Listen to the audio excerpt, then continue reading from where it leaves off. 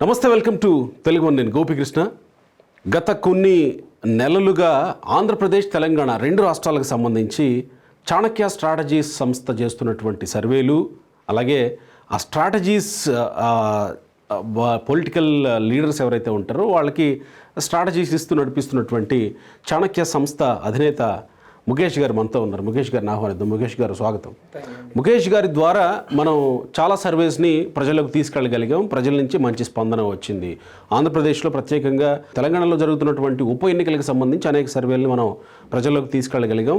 జనాదరణ మనం చూసాం. అయితే ఇక్కడ పర్టికులర్గా ఇవాళ మనం మాట్లాడుకుంటే ఆంధ్రప్రదేశ్లో అన్ని పార్టీలు ఒక ఎత్తు అయితే జనసేన పార్టీ ప్రత్యేకంగా ఫోకస్ పెంచుకుంటుంది ఈ మధ్యకాలంలో. జనసేన పార్టీ నిజంగానే ఈ ఫోకస్ని కంటిన్యూ చేసుకుంటూ వెళితే ఏ నియోజకవర్గాల్లో తను ప్రభావితం చేయగలదు. ఇక్కడ మనం చూస్తున్నాం దాదాపు 15,000 ఓట్లకు పైగా ఏ నియోజకవర్గాల్లో తన ప్రభావాన్ని జనసేన పార్టీ చూపించగలదు. గెలుపోటములు పక్కన పెడదాం, ప్రభావం చూపించగలిగేటువంటి నియోజకవర్గాలు ఏమున్నాయనే అంశాలు మాట్లాడుకుందాం. దానికి సంబంధించి గత కొన్ని రోజులుగా మొత్తం ఆంధ్రప్రదేశ్లోని 175 నియోజకవర్గాల్లో సర్వే చేసినటువంటి చాణక్య స్ట్రాటజీస్ సర్వే సంస్థ అధినేత ముఖేష్ గారు మనతో ఉన్నారు. ముఖేష్ గారికి ఈ టయాన్ని అప్పగిద్దాం. ముఖేష్ గారు, జనసేన పార్టీ ఆంధ్రప్రదేశ్లో ఉన్న నియోజకవర్గాల్లో ఏ నియోజకవర్గాల్లో ఎంత బలంగా ఉంది, ఏ పారామీటర్స్లో? ఓకే, ఇప్పుడు మీకు ఇది విషయం చెప్పే ముందు ఒక విషయం, 2019 ఎలక్షన్స్ గురించి కొద్దిసేపు మనం మాట్లాడుకుందాం. 2019 ఎలక్షన్స్లో జనసేన పార్టీ ఓట్ షేర్ మనకు 6.6% ఉండింది. మేము గత జనవరి నుండి ఒక సంవత్సర కాలంగా, వాస్తవానికి పోయిన జనవరిలో మేము ఆంధ్రప్రదేశ్లో సర్వే స్టార్ట్ చేసి ఒక్కొక్క నియోజకవర్గం జనవరి నుండి సంవత్సర కాలంగా నిర్వహించిన సర్వేలో 175 నియోజకవర్గాల్లో గమనిస్తే ఫస్ట్ జనసేన ఇంపాక్ట్ ఎక్కడెక్కడ ఉంది, జనసేన ప్రభావం చేసే నియోజకవర్గాలు ఏమిటి? జనసేనకు కాపు సామాజిక వర్గమే బలమా, ఇంకేదైనా బలం యాడ్ అయిందా? ఓకే, ఈ పారామీటర్స్లో సర్వే చేశారు. ఓకే. 2, జనసేన టీడీపీకి అలయన్స్ అవుతే ఎన్ని నియోజకవర్గాల్లో ప్రభావం చూపగలదు?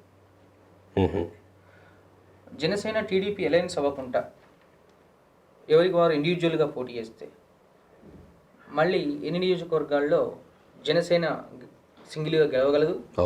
ఎన్ని నియోజకవర్గాల్లో అటు ఆ పార్టీని ఇటు ఈ పార్టీ యొక్క గెలుపోటములను నిర్ణయించగలదు? ఓకే అనే పారామీటర్స్లో తీసుకొని మనం సర్వే చేయడం జరిగింది. ఈ సర్వేలో మనం గమనించింది ఏంటంటే 2019 ఎన్నికల కంటే జనసేన పార్టీ గ్రాఫ్ కొద్దిగా పెరిగింది. వాళ్ళు అనుకున్నట్టు 20-27% కాదు, కానీ ఇది 6 నుంచి 15% గ్రాఫ్ పెరిగింది ఓట్ షేర్. అలానే గతంలో జగన్కి వచ్చిన ఓట్ షేర్ 51% ఏదైతే ఉందో 50 పాయింట్ సంథింగ్, అది ఆ ఓట్ షేరు క్రమంగా 40కి పడిపోయింది. అంటే జగన్ ప్రభుత్వం అంటే వైఎస్ఆర్సీపీ ప్రభుత్వం యొక్క ఓట్ షేరు 11% తగ్గింది. టీడీపీ ఓట్ షేరు కూడా కొద్దిగా ఒక 2-3% పెరిగింది, ఎక్కువగా పెరగలేదు. అంటే ఇక్కడ చూడండి, 3 పార్టీల్లో ఓట్ షేర్ ఎవరిది పెరిగింది మనం గమనిస్తే దాదాపు ఎక్కువ పెరిగిందంటే జనసేనదే తీసుకోవాలి కదా. అది మనం గమనించి అసలు జనసేన ట్రయాంగిల్లో పోటీ జరిగితే ఏ నియోజకవర్గాల్లో బలంగా ఉంది అని అంటే more than 15,000 vote share, more than 15,000 vote share అంటే ఆంధ్రాలో ఏ కాన్స్టిట్యున్సీ చూసుకున్నా ఆన్ అండ్ యావరేజ్ 2,10,000 నుంచి 2,30,000 ఓట్ బ్యాంక్ ఉంది. అంటే 15,000 అంటే almost 7.8-9% above 9% above vote share ఎక్కడో ఎక్కువ ఉందని మనం సర్వే చేయడం జరిగింది. ఇందులో మనం బాగా గమనిస్తే ఇచ్చాపురం నుండి హిందూపురం వరకు గమనిస్తే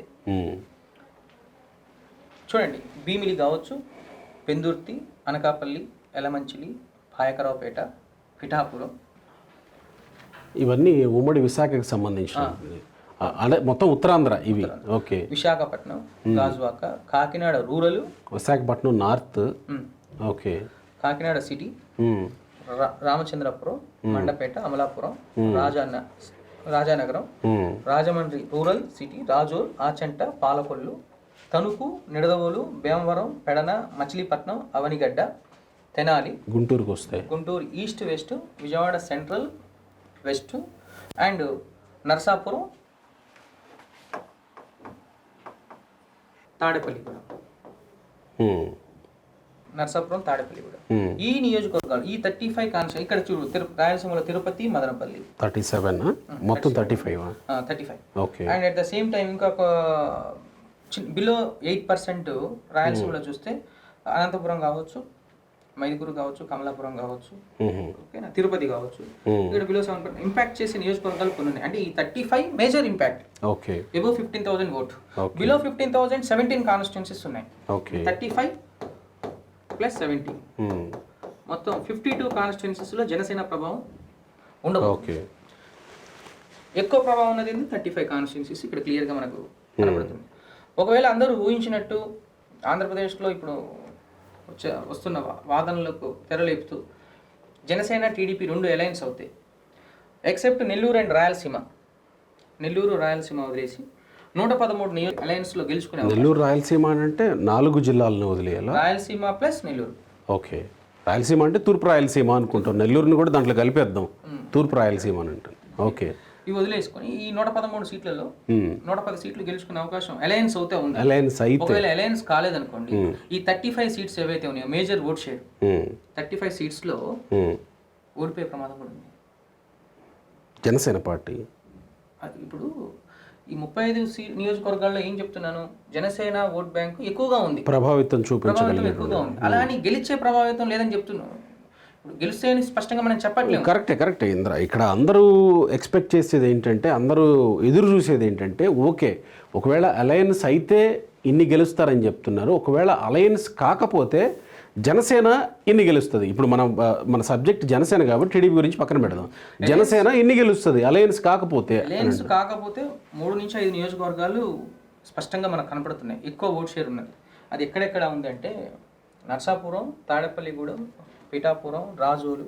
ఈ నియోజకవర్గాలు ఏంటంటే ఓట్ షేర్ ఎక్కువగా ఉంది ఉన్న నియోజకవర్గాలు అన్నింటిలో కంపేర్ చేస్తే. దీని తర్వాత రాజమండ్రి రూరల్ కూడా కొద్దిగా పైచిలకు, బట్ టైట్ ఇచ్చే అవకాశం ఎక్కువ. ఓకేనా. అంటే అలయన్స్ కాకపోతే ట్రయాంగిల్ వారైతే ఒక 3 నుంచి 5 నియోజకవర్గాలు అయితే 100% గెలిచే అవకాశాలు అయితే కనబడుతున్నాయి. ఆ 5 నియోజకవర్గాలు ఇప్పుడు మీకు చెప్పాను. ఒకవేళ అలయన్స్ కాలేదు, ట్రయాంగిల్ వార్ అయింది అంటే ఈ 35 నియోజకవర్గాలలో 100% 30 నియోజకవర్గాలు అటు వీరు కాకుండా అటు వారు కాకుండా మూడో వ్యక్తి కొట్టుకుపోయే అవకాశం. సో గెలుపోటముల్ని తారుమారు చేసే అవకాశం ఉంది జనసేన పార్టీ. ఓకే. సంస్థాగతంగా.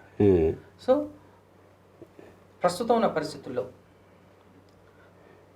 ఒకటి కాపు సామాజిక వర్గం బేస్ చేసుకోవచ్చు, రెండోది ఆ 5 నియోజకవర్గాల్లో ఉన్న వర్గ పోర్లు కావచ్చు, కొమ్ములాట్లు కావచ్చు, మిగతా పార్టీలు అది కావచ్చు, మూడోది ప్రస్తుతం పవన్ కళ్యాణ్ ఫాలో అవుతున్న స్ట్రాటజీ కావచ్చు, వేవ్ కావచ్చు, ఇవన్నీ కూడా ఈ యొక్క నియోజకవర్గాల్లో జనసేన పార్టీ ఓట్ బ్యాంక్ పెంచడానికి అనుకూల అంశాలు. సో ఈ వారాహి యాత్ర తర్వాత ఏమన్నా ఇంకాస్త గ్రాఫ్ పెరుగుతుందని అనుకోవచ్చు? అవకాశం ఎక్కువ ఉంటుంది 100%. ఇప్పుడు పాదయాత్ర అనేది ఎప్పుడైనా గుర్తుపెట్టుకోండి, అది చరిత్రను సృష్టించబోతుంది. పాదయాత్ర ఎవరు చేసినా ఒక చరిత్ర. కానీ ప్రతి ఒక్కరు పాదయాత్ర చేస్తే అది వేరే రకంగా అయిపోతుంది. కానీ పవన్ కళ్యాణ్ చేయబోతున్న వారాహి యాత్ర ఒకటి తన ఇమేజ్ కావచ్చు, తను ప్రశ్నించే విధానం కావచ్చు, తను యువతలో సృష్టించే విప్లవం కావచ్చు, జనసేన ఓట్ బ్యాంక్ పెరిగే అవకాశం ఎక్కువగా ఉంటుంది అక్కడ. అందుకే ఇప్పుడు ఆంధ్రప్రదేశ్ రాష్ట్రం అంతటా స్ప్రెడ్ అవుతున్న విషయం ఏంటంటే, రాబోయే ఎన్నికల్లో 2 పార్టీలు కలిసి పోటీ చేస్తాయి అంటున్నారు. అది వాస్తవమా అవాస్తవం అనేది ఆ పార్టీలకు వదిలేద్దాం, అది మనం చర్చించుకోకూడదు. ఒక అలయన్స్ అవుతే ఏంటి ప్రభావం, అలయన్స్ కాకపోతే ఏంటిదని మనం ఇప్పుడే చెప్పి. ఇప్పుడు అలయన్స్ గురించి మనం మాట్లాడలేంగా, అలయన్స్ కాకుండా ప్రభావితం చేసేటువంటి వాటి గురించే మాట్లాడాలి. మనం ఈ 35 నియోజకవర్గాలు ఎక్కువ ప్రభావం చూపుతున్నాయని చెప్తున్నాం. ఇవి కాకుండా ఇంకొక 17 నియోజకవర్గాలు ఉన్నాయి. ఓకేనా. అవి మనకు రేపల్లె కావచ్చు, ఒంగోలు కావచ్చు, మళ్ళీ తర్వాత సత్తెనపల్లి కావచ్చు, ఇవన్నీ కూడా బిలో 8% ఓట్ షేర్. అంటే ఇక్కడ ఇంకొక డౌట్ వస్తుంది, కేవలం ఈస్ట్ వెస్ట్ ఉత్తరాంధ్ర గురించి మాత్రమే ఇన్ని సీట్లు ఇచ్చారు మీరు ఇక్కడ జనసేన ప్రభావితం చేసేవి.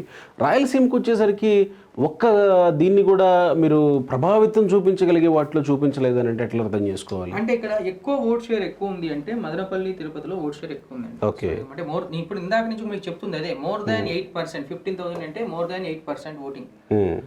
బిలో 8% ఓటింగ్ ఇక్కడ రాయలసీమలో కూడా ఉంది. అనంతపురం కానీ, చిత్తూరు కానీ, మైదుకూరు కానీ, కమలాపురం. సో ప్రభావితం చేయగలిగిన స్థాయిలో లేదు అక్కడ, బిలో 8% ఉంది. ఓకే, కానీ అక్కడ ఒక 5 సీట్లు. అంటే ఒకవేళ రాయలసీమ ప్రాంతం గురించి మనం మాట్లాడుకుంటే అలయన్స్ అవుతే ఒక 7 సీట్లు పెరుగుతాయి. ఓకే, నెల్లూరు సీట్ అంటే గెలిచే సీట్లలో, ఓకే, అంటే ఓడిపోతుంది అనుకున్న సీట్లు అలయన్స్ అవుతే గెలిచే సీట్లు 7 సీట్లు. వాస్తవానికి రాయలసీమ ప్రాంతంలో ఇప్పుడున్న పరిస్థితుల దృష్ట్యా మనం సర్వే చేసినప్పుడు వచ్చింది ఏంటంటే 22 సీట్ల వరకు అయితే ఇండివిజువల్గా పోటీ చేసి గెలిచే అవకాశం మనకు సర్వే సంస్థకు వచ్చింది. అది మనం వేరే టాపిక్లో మాట్లాడేది టీడీపీకి. ఓకే, ఓకేనా. మిగిలిన సీట్లు వైసీపీకి అనుకూలంగా ఉన్నాయి. కానీ వైసీపీకి అనుకూలంగా ఉన్న సీట్లలో ఒక 7 నియోజకవర్గాలు మాత్రం జనసేన ఇంపాక్ట్ కొద్ది గొప్ప, అంటే డెసిషన్ ఫ్యాక్టర్.